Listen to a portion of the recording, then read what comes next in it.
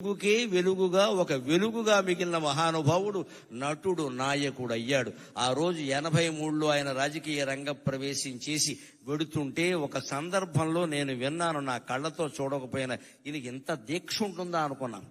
అన్నం తినేవాడు కాదు, ఆ చైతన్య యాత్రలు అన్నం తినేవాడు కాదు, కానీ ఆరోగ్యం చెడగొట్టుకోలేదండి. రామారావు గారి నుంచి ఈ యువతరం నేర్చుకోవాలి.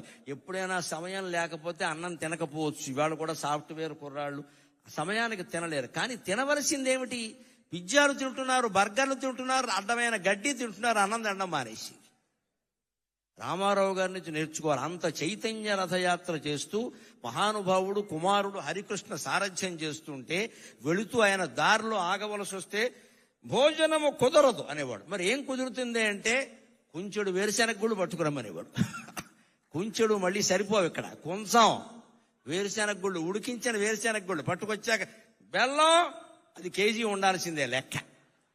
కుంచెడు వేరుశెనగ గుళ్ళు దగ్గర పెట్టుకుని ఉడికించినవి బెల్లం కేజీ దగ్గర పెట్టుకుని అరగంటలో నవిలేడే నేను చూశాను, అనుమానం వెళ్ళేది. అలా కాపాడుకున్నాడు ఆయన ఆరోగ్యాన్ని. ఇవాళ నేర్చుకోవాలి.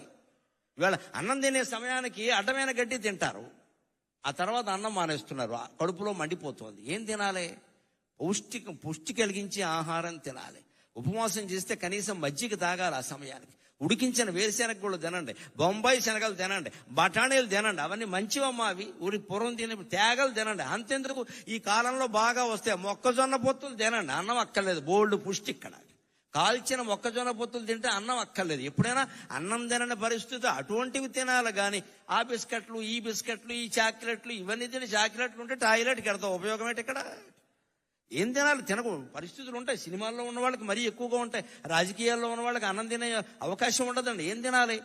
ఆరోగ్యం చెడిపోంది తినాలి. అందులో కూడా ఆయన క్రమశిక్షణ ఏమిటంటే అలా ఉడికించిన వేరుశెనగ గుళ్ళు బెల్లం లాంటి ఆహారం తినేవాడు తప్ప బయట ఏదో పట్టుకురమ్మని తినేవాడు కాదండి. నియమం అంటే నిష్ఠే, నియమం అంటే నియమమే, నిష్ఠ అంటే నిష్ఠమే. ఆయన నుంచి అది మనం నేర్చుకోవాలి. ఆ రకంగానే రాజకీయ జీవితాన్ని గడిపాడు. ఇంకొక మాట మనం చెప్పుకోవాలి. తెలుగుతనం, తెలుగు జాతి అంటే ఆయనకి ఎంత ఇష్టం అంటే ఆచరించి చూపించాడు. 89 నుంచి 94 వరకు ఆయన ప్రతిపక్షంలో ఉన్నారు. ప్రతిపక్ష నాయకుడుగా ఆయన పాత్ర ఆయన చేశాడు. నేను అసెంబ్లీకి రాను అని మాట్లాడలేదు, వచ్చాడు ఆయన ఖచ్చితంగా. స్పీకర్ గారు ఉండగా చెప్పుకోవలసిన మాట, ఆయన వచ్చాడు. అంత మహానటుడు, అంత మహానాయకుడు ఓడిపోయిన దశలో కూడా అసెంబ్లీకి వచ్చాడు. ఆయన కర్తవ్యం ఆయన నిర్వర్తించి ఇటువంటి వాళ్ళందరినీ నడిపించాడు ఆయన శుభ్రంగా. ఆ దశలో కూడా ఆయన మనోధైర్యాన్ని కోల్పోలేదండి. అంతేకాదు ఆత్మాభిమానాన్ని కోల్పోలేదు, ఆంధ్రాభిమానం కూడా కోల్పోలేదు. 91లో పివి నరసింహారావు గారు నంద్యాలలో పోటీ చేస్తే తెలుగువాడు ప్రధానమంత్రి అవుతున్నాడు, మేం పోటీ పెట్టాం అన్నాడమ్మా, అన్నాడమ్మా, అన్నాడమ్మా, అన్నాడమ్మా, అన్నాడమ్మా. మరొక మొగాడు ఉన్నాడా? మరో మనిషి ఉన్నాడా? ఎంత స్వార్థం ఇవాళ రాజకీయాల్లో, ఎంత స్వార్థం. సానుభూతి చూపించవలసిన చోట కూడా పోటీలు పెట్టేస్తున్నారే. ఆయన శుభ్రంగా ఆయన నిలబడితే పివి నరసింహారావు గారి పరిస్థితి వేరుగా ఉండేది. చాలా కష్టం నెగ్గడం అది. అందులో సానుభూతి ఉంది ప్రజలకి, ఈయన పట్ల చాలా సానుభూతి ఉంది. ఈయన ఓడిపోయాడని ఏమవుతాడో తెలియదు, కానీ తెలుగువాడు ఇంతకాలానికి ప్రధానమంత్రి అవుతున్నాడు, నేను అడ్డుపడను, మా తెలుగుదేశం పార్టీ తరఫున పోటీ లేదు అని ప్రకటిస్తే నంద్యాలలో ఎప్పటికీ చెరిగిపోని మెజార్టీ వచ్చింది పివి నరసింహారావుకి. ఎన్టీ రామారావు దయ వల్ల వచ్చింది, ఎన్టీ రామారావు దయ వల్ల వచ్చింది. ఔదార్యం అంటే అది, ఔదార్యం అంటే అది.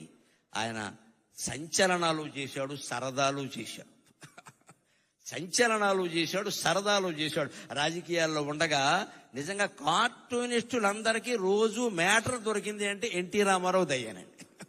ఏదో ఓ చలోక్తి విసిరేవాడు, ఏదో పని చేసేవాడు, అందులో ఆవేశమో ఆవేదనో ఏదో ఉండేది. దాని మీద వీళ్ళు జోక్ వేసుకునేవాళ్ళు. ఆయన దగ్గరికి వెళ్ళి ఎవరన్నా చూస్తే పోన్లేవయా వేసుకొని ఈ విధానికి వాడు బతుకుతాడు, లేకపోతే వాడు కార్టూన్ ఎవడో చూస్తాడనేవాడు తప్ప కక్షలు తీర్చుకునే, మీడియా మీద కక్ష తీర్చుకునే ప్రయత్నం రామారావు చేయలేదండి ఎప్పుడు కూడా. దాన్ని చాలా తేలిగ్గా, చాలా ఎన్ని కార్టూన్లు రామారావు గారి మీద వచ్చిన వ్యంగ్యమైన కార్టూన్లు మరి ఏ నాయకుడి మీద రాలేదండి. ఈనాడు శ్రీధర స్వతంత్రించి ఎంత సరదాగా వేసేవాడు, అవన్నీ సరదాగానే తీసుకున్నాడు ఆయన.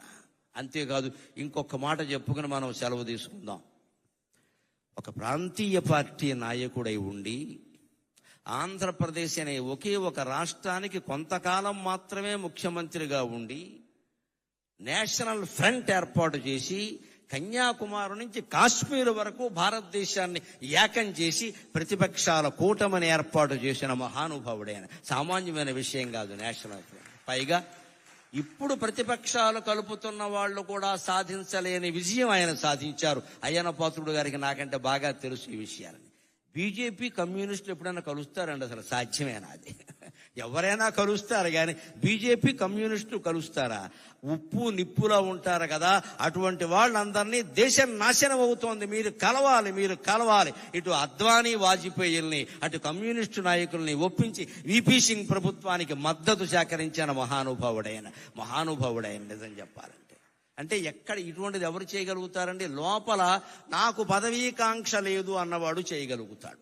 నాకే కావాలి అంటే 30 మంది ఎంపీలను పెట్టి కూడా ప్రధానమంత్రులు అయిన వాళ్ళు ఉన్నారు. మనకు అనవసరం ఇప్పుడు చెప్పుకోవడం. కానీ ఆయనకి ఎంపీలు ఉన్నా సరే కాదు, అదొక నేషనల్ పార్టీ. వాళ్ళు అవనేంటి, మనం సహకారం చేద్దాం, దానికే ఉంది అని సహకరించిన మహానుభావుడు. చివరిగా మళ్ళీ పద్యంలోనే ఆయనకి నివాళి సమర్పించి నేను సెలవు తీసుకుంటాను.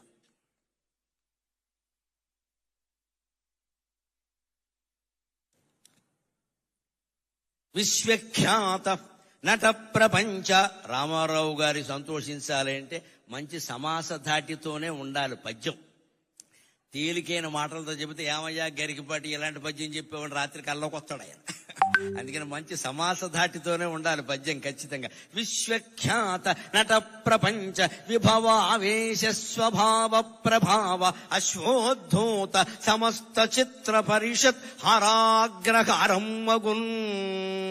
విశ్వఖ్యాత నట ప్రపంచ విభవావేశ స్వభావ ప్రభావ అశ్వోద్ధూత సమస్త చిత్ర పరిషత్ హరాగ్రహారం మగున్.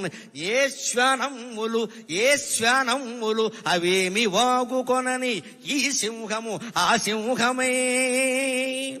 ఏ శ్వానమ్ములవేమి వాగుకొనని ఈ సింహము ఆ సింహమే. శశ్వచ్ఛాంతిని రామరాయుడుగను.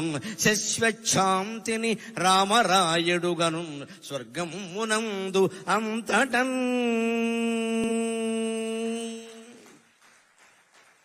ముగిస్తూ నేను ఆనందించే ఒక్క మాట ఏమిటంటే, 2021లో నా కాలికి గండపెండేరం వేస్తే బెంగుళూరులో దాని మీద ఒక బిరుదం రాశారు.